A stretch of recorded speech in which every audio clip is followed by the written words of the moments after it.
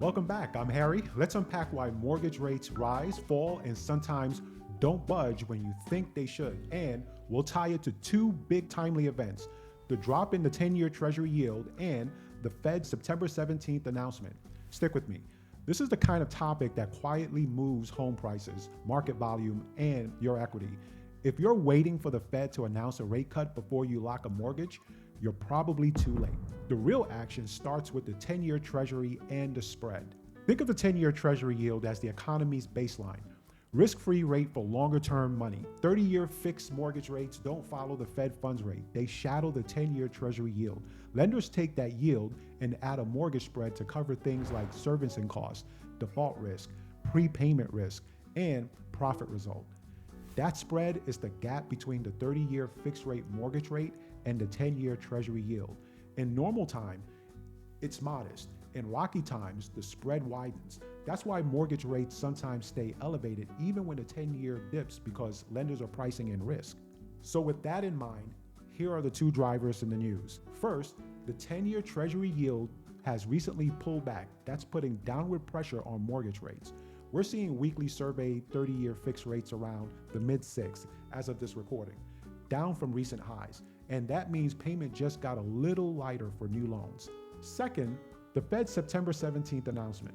The Fed set the short-term Fed funds rate, not your 30-year mortgage rate, but the Fed's guidance shapes inflation expectations and economic trajectories, which feed directly into the 10-year yield and investor appetite for mortgage-backed securities.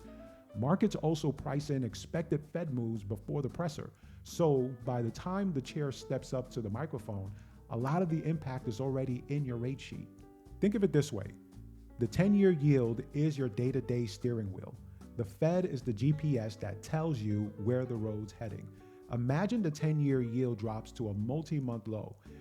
If investors feel calmer about inflation and recession risk, the spread can tighten and 30-year rates dip. That's exactly why we've seen a modest cool down in average mortgage rates lately.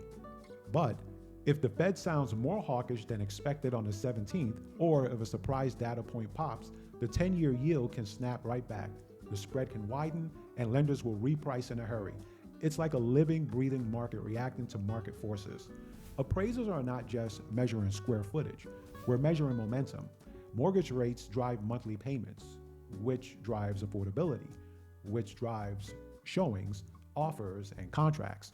When rates ease, three things tend to happen. The first is that buyers' demand often ticks up, especially in entry-level and move-up segments. The second is that some locked-in sellers with ultra-low pandemic-era rates finally consider listings, thus adding to the housing supply. And the third is that contract volume improves, and 30 to 60 days later, those homes close and become my new comparable sales. When analyzing price trends, we watch rate moves in real time. Then we look for confirmation in pending sales, days on the market, list to sale ratios, and concessions. If I see rates decline and new contracts pick up, I'm ready to apply seasonal time adjustments so the value opinion reflects the market when those properties close.